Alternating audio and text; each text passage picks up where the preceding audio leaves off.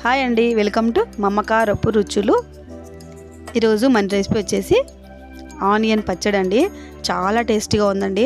ఈ పప్పు చారులు ఎప్పుడైనా కొంచెం బోర్ కొట్టి నోటికి ఏమైనా మంచిగా తినాలనిపించినప్పుడు ఇలా రోటి పచ్చడి అయినా సరే, మిక్సీలో అయినా సరే బాగుంటుందండి చాలా.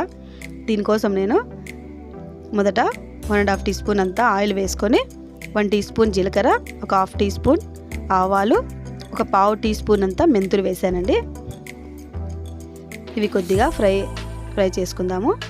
తర్వాత ఒక 15 నుంచి 17 వరకు ఎండుమిర్చి వేసానండి. ఇప్పుడు ఈ ఫ్రై అయిన తర్వాత 1 టీ స్పూన్ అంతా ధనియాలు వేసానండి. పొడుగ్గా తరుగుని ఫ్రై అయిపోయినాయి కదండి, ఇవి తీసి పక్కన పెట్టుకుందాము. ఇవి వేసిన ఒక 5 మినిట్స్కి ఒక పెద్ద టమాటా కూడా వేసానండి. తర్వాత ఒక 1/2 టీ స్పూన్ పసుపు వేసి బాగా వేపుకోవాలండి. తర్వాత తొందరగా మెత్తబడ్డానికి ఆనియన్స్ ఒక 1/2 టీ స్పూన్ అంతా సాల్ట్ వేసానండి. ఇవి ఒక 8 to 10 మినిట్స్ వరకు మగ్గించుకోవాలండి ఆనియన్ అంతా. ఇప్పుడు ఒక చిన్న నిమ్మకాయ చింతపండుని ఇలా విడివిడిగా వేసుకోవాలండి, ఒకే చోట వేయకోకుండా వేసి ఇవి కూడా బాగా మగ్గించుకుందామండి.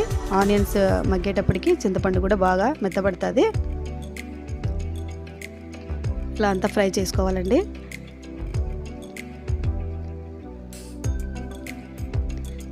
తర్వాత మిక్సీ జార్లోకి ఫస్ట్ ఎండుమిర్చి అవన్నీ వేసుకొని ఒక 4 వెల్లుల్లి రెబ్బలు, తగినంత సాల్ట్ వేసుకొని ఫస్ట్ మిక్సీ పట్టుకుందామండి.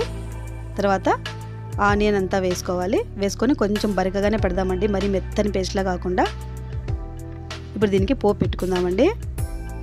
1 టీ స్పూన్ అంత ఆయిల్ వేసుకొని 1.5 టీ స్పూన్ అంతా ఆవాలు, జీలకర్ర, మినపప్పు, శనగపప్పు అన్నీ కలిసి వేసుకున్నానండి. తర్వాత ఒక 5 వెల్లుల్లి రెబ్బల్ని కచ్చపచ్చగా దంచి వేసాను. తర్వాత ఒక 3 ఎండుమిర్చి, ఇవి కాస్త ఫ్రై చేసుకుందామండి. తర్వాత ఇంగువ వేసానండి, 1/2 టీ స్పూన్ అంతా. ఇంగువ లేకపోతే స్కిప్ చేయండి, ఏం కాదు. తర్వాత ఒక రెమ్మ కరివేపాకు. ఇప్పుడు మా చట్నీ అంతా వేసేసుకుందామండి. పచ్చడి వేసుకుని ఒకసారి అంతా కలుపుకొని తీసేద్దామండి. అంతేనండి, ఎంతో నోరూరించి ఆనియన్ చట్నీ రెడీ అయిపోయిందండి. చాలా టేస్టీగా ఉందండి. ఒకసారి మీరు ట్రై చేయండి. వీడియో నచ్చినట్లయితే లైక్ చేసి, షేర్ చేసి, కామెంట్ చేయండి. ప్లీజ్ సబ్స్క్రైబ్ చేసుకొని పక్కనే ఉన్న గంట ఐకాన్ టచ్ చేయండి. Thanks for watching.